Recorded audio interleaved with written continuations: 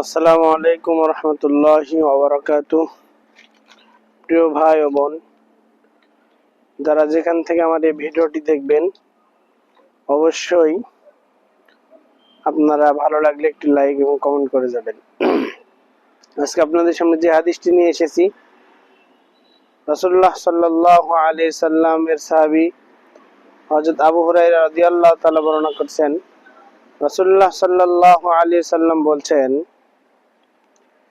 যে আল্লাহ তাআলা বলেন যে আমার রহমত আমার গোসাকে অতিক্রম করেছে।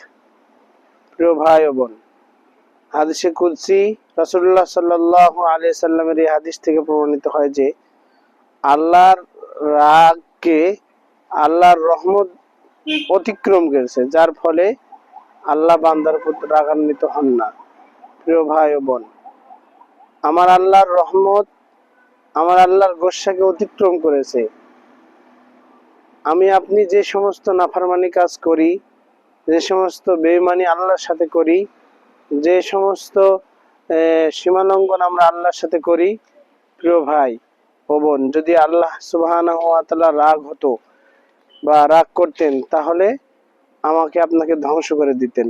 কিন্তু তিনি বড় মেহেরবান, দয়াবান, তিনি আমাকে আপনাকে অনেক ভালোবাসেন, যার কারণে আমাকে আপনাকে এত নাফরমানি করার পরেও এই জমিনে চলার শক্তি দিয়েছেন।